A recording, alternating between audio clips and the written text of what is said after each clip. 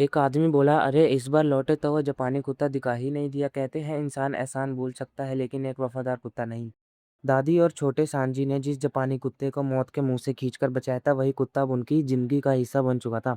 Sanji उसे बेहद प्यार करता था, इसलिए उसने उसका नाम रखा शांगबिंग, यानी घायल सैनिक। लेकिन किसी ने सपने में भी नहीं सोचा था कि यह कुत्ता एक दिन अपने मालिक का एहसान चुकाने के लिए अपनी जान तक दे देगा। दादी बोली, गांव वाले डंडे लाठी लेकर उसके पीछे पड़ गए हैं। सब कह रहे थे जापानियों ने हमारे घर तबाह किए हैं, अब उनकी इस कुत्ते को भी नहीं छोड़ेंगे। लेकिन जैसे जैसे वो ठीक हुआ, उसकी और सांजी की दोस्ती गहरी होती चली गई। सांजी तो उसे अपने बच्चे की तरह प्यार करता था।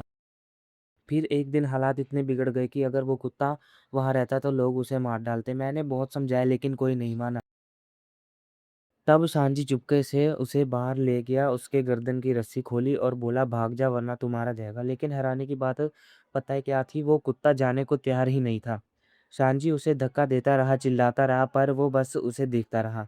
आखिर जैसे उसे बात समझ आ गई हो, वो धीरे धीरे भागने लगा, लेकिन हर 2 कदम बाद पीछे मुड़कर सांजी को देखता, और ये देखकर सांजी की आंखों में आंसू रुक ही नहीं रहे थे। लड़की बोली, बस दादी अब मत सुनाइए। दादी ने कहा, अच्छा अच्छा, नहीं सुनाती। आज़ाद होने के बाद वो जापानी सैन्य कुत्ता जंगलों और रास्तों को पार करता हुआ सीधा जापानी सेना के कैंप में लौट गया, अपने पुराने मालिक के पास। ऊपर से देखने पर लग रहा था जैसे उसने अपने असली मालिक को चुन लिया हो, लेकिन सच तो यह था कि उसके दिल में सांजी और दादी का एहसान हमेशा के लिए बस चुका था। और यही एहसान आगे चलकर उसे एक ऐसा बलिदान देने पर मजबूर करेगा जिसे सुनकर रूह काँप उठेगी। दूसरी तरफ शाओलॉन्ग के दिल में जापानियों के लिए नफ़रत आग बन चुकी थी। उसे दुश्मनों की संख्या का कोई फ़र्क नहीं पड़ता था। जैसे ही उसे जापानी सैनिक दिखते, वो पागल की तरह उन पर टूट पड़ता। ना गोलियों का डर, ना मौत की परवाह। उसके अंदर सिर्फ़ एक चीज़ बची थी, बदला। वो अकेला ही सैनिकों पर हमला करता, उन्हें काटता, नोचता और फिर हवा की तरह गायब हो जाता।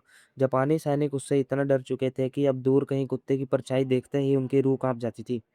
दिन हो या रात, हर पल उन्हें यही लगता, शाओलॉन्ग फिर लौट आया है।